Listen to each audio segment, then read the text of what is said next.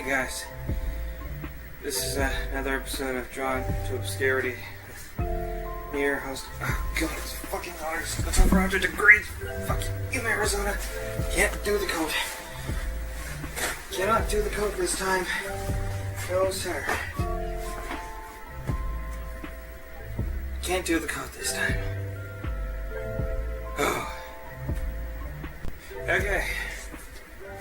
Let's begin.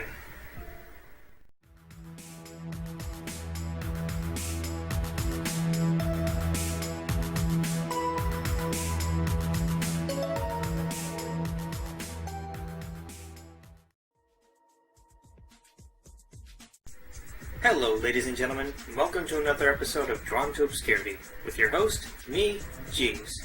So today, we're going to look at a man who's pretty much responsible for the show's existence, a man named Ralph Bakshi.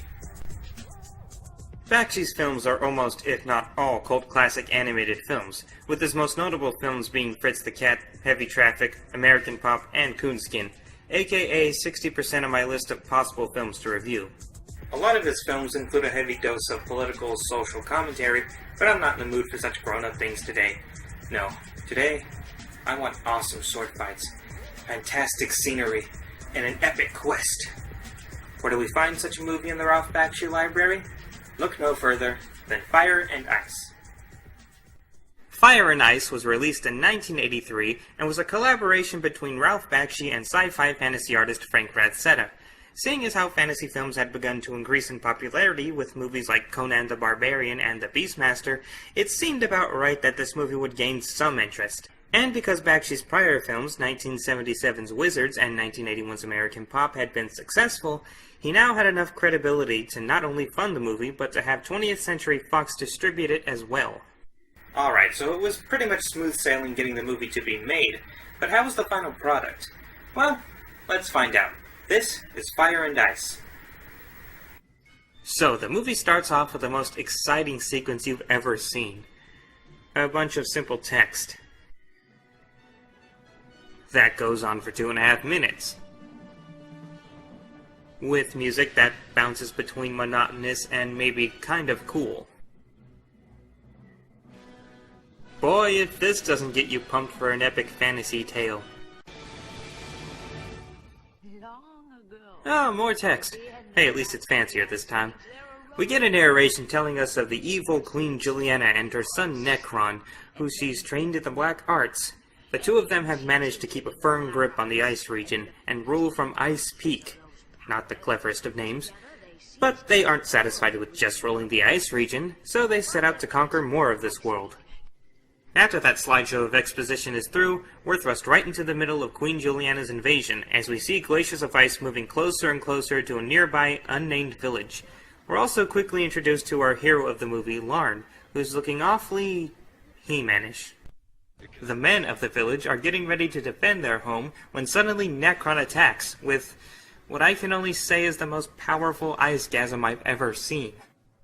Yeah, I know it sounds weird, but just look at this.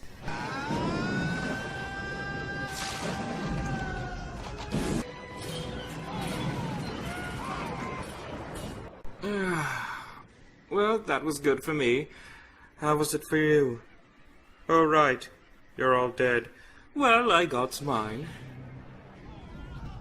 In the aftermath of the destruction, we see that Necron's forces are moving in to scavenge off of the dead bodies. Larn, evidently being one of the only survivors, apart from Miss No-Name here, wakes up and grabs his mace.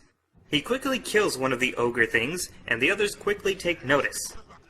Well, they're leaving the hot girl behind. At least they have priorities. It'd be better if they were actually any good at the whole killing thing, though. However, something tells me that killing isn't exactly what they have in mind. But hey, no consent is no consent! Larn quickly makes his way up the tree to avoid these butt-lusting Neanderthals, but he soon finds himself in a rough position. Cornered and seeing no other way out, he jumps off of the tree and hopes for the best. Because he'll probably be in a rougher situation if he stays.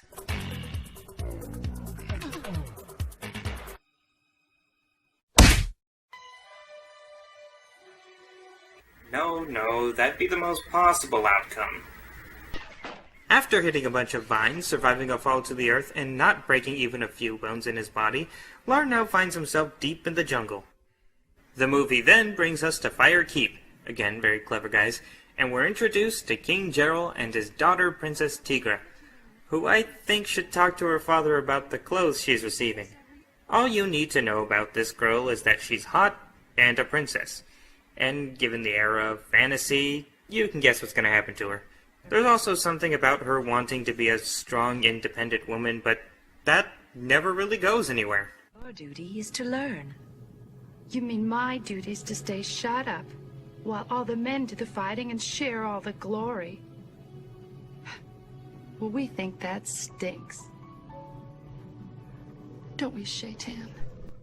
A few of Necron's men soon arrive at the castle and propose a peaceful alliance between the two regions, but King Gerald's son, Tero, strongly disagrees with this idea. We call it an offer of alliance, Your Majesty. I call it blackmail. To hell with Necron and his offer. We are free men, not slaves. Is it just me, or is Taro's voice like a stone surfer trying way too hard to sound serious? Make for the glacier and the dragon hawks! Hurry! Well, what do we do then, Father? For Necron's new demands? In an effort to persuade the king, the subhumans, which is actually what they're called and that's a little messed up, come to take Tigra, in what is one of the most slow and awkward kidnappings I've ever seen. They fight off the subhumans, but they eventually escape, with Tigra as their prisoner. God, and she went without a damn fight. What was that you were saying, Tigra? You mean my duty is to stay shut up, while all the men do the fighting and share all the glory? Well, we think that stinks. Well, great. You had your chance and you kicked and screamed the whole time. Oh well, at least you can use your body to make up for your lack of strength.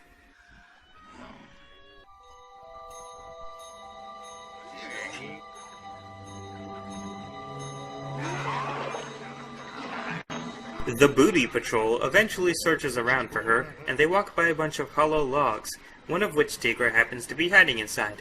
Things don't look too good for her, but then one of the dumbasses gets attacked by a creature, and they decide to get the hell out of there, leaving Tigra, just like Larn from earlier, stranded in the jungle. Oh yeah, speaking of Larn, we're brought back to him for a bit to remind you he's still not dead yet. But the movie quickly moves back to the swamp area, where the subhumans bicker among each other, a monster comes and kills off a good chunk of them, and Tigra actually isn't so helpless after all.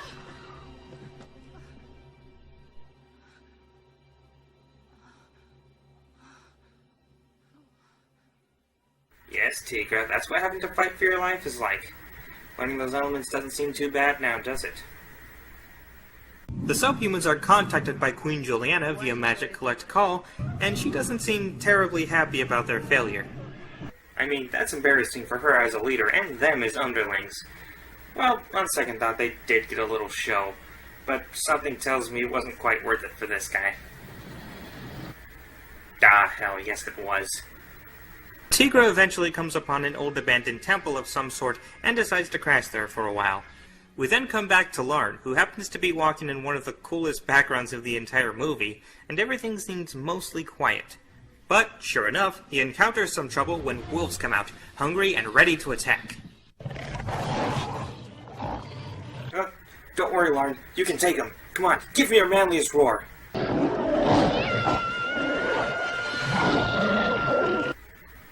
Or that too.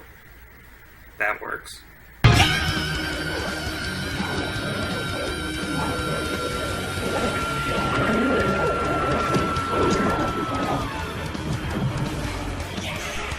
Through the power of hair metal and some amazing pole vaulting skills, Larn is able to make it past the wolves. They quickly start catching up to him, but he's saved by an unseen force. Larn later finds some food and starts chowing down, but it appears he's being watched. Well, past fantasy movie memories would tell me that it's Gollum, but as it turns out, it's Tigra.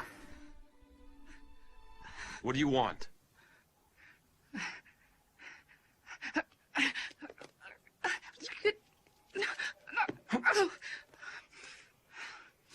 Well, if you want it, take it.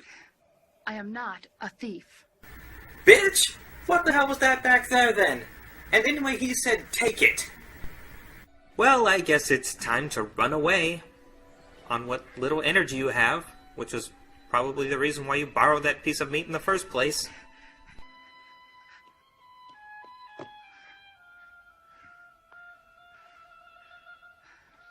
Why did she go from being irritated to oddly charmed?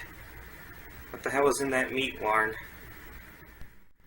So here we have the romantic part of the movie, with dialogue that is as awkward as you can get. Not so close. You'll burn it. I've always lived close to a fire. It's getting colder.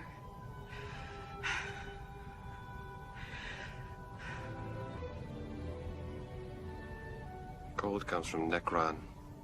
I know. I don't like sand.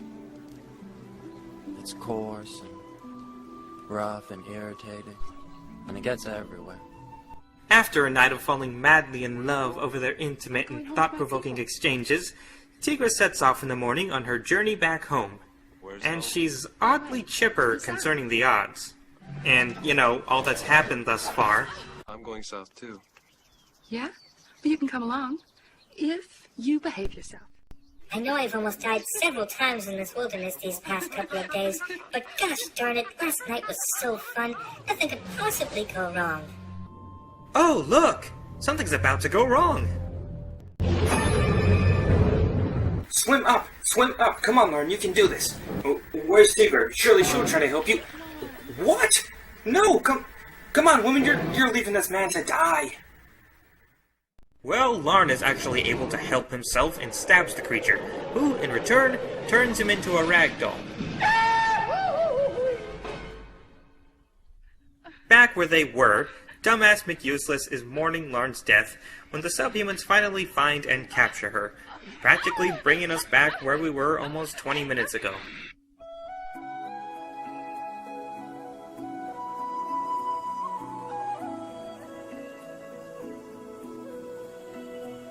Well, on the plus side, this next scene does introduce us to the coolest character in this film.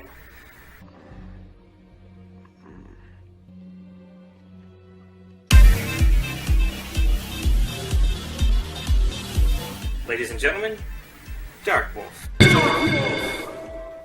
Darkwolf is a fucking beast. He's mysterious, he always talks in that serious tone that Kevin Conroy would make famous in Batman, and the way he fights is just so awesome. I mean, look at this scene. The scene. Lauren wakes up, but sees that Darkwolf tied him up, but Darkwolf is out to get Necron, so the two join forces, but Lauren is all like, I want that booty, so they go looking for Tigra. Tigra got tied to a subhuman, and she tried cutting the chain, and the guy woke up, but she stabbed him, and she dragged him, and fell down a hill because she's a dumbass, and now they're all looking for her, and they're all in the fog, and look!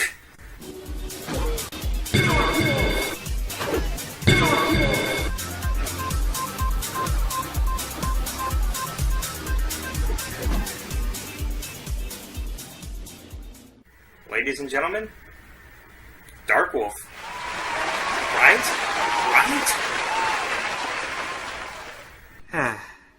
Anyway, in the middle of all the fighting, Tigra was nowhere to be found. But despite this, Darkwolf suggests that they keep moving to shake off the subhumans. Larn, recognizing the true star of this movie, agrees and they set off.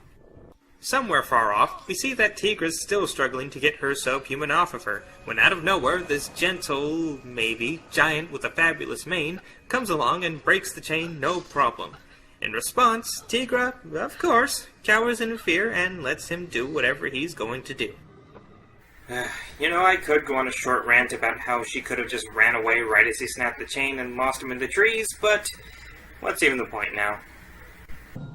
Back at Firekeep, King Gerald decides that Necron's alliance offer isn't sounding too bad now, so he orders Taro to go to Ice Peak. Mother Juliana, we must negotiate. With the enemy? No man is wholly evil. Surely there is some way to appeal to Necron. You expect his mercy? Father, do you know what he will do if I enter his land under a flag of truce? What? He will find it most heinous and think that I am totally bogus. Shaw. So Cousin It on steroids brings Tigra to a nearby hut where there lives a mysterious woman who offers her a place to sleep. After she has a little drink, of course. Avoid the Bill Cosby joke, avoid the Bill Cosby joke, avoid the Bill Cosby joke. Tigra, not realizing how clearly suspicious this woman is, and not noticing the very bloody weapons behind her, drinks up and, surprise, begins to drift off. Upon putting a strand of her hair into your average store-brand witch's cauldron, the woman is quite disturbed to find out just who she's going to. Necron? Necron? The girl is wanted by Necron! The bitch! She's been staying out of my house! Look, calm down, lady. He gets off to ice, alright? You're kinda dodging a bullet here. As angry as she is, she decides that this could be useful to her, and sends her man to go find the subhumans, some of whom are still looking for Larn and Darkwolf. Little do they know that the two are up on a hill next to them. Our two heroes spring out from the hill and begin throwing rocks at them. Not very badass of you, Darkwolf. Must have been Larn's idea. The subhumans finally realize that they have weapons in their hands, and Darkwolf decides to take them on himself. Get out of here. No! The hell you won't! Go find the girl! Do you really think you're still the main character of this movie? Huh? Now get out of here! Yes, that's right, Darkwolf. Show him who's boss. Now let us hear your roar. Yeah! You hear that, Larn? Try that.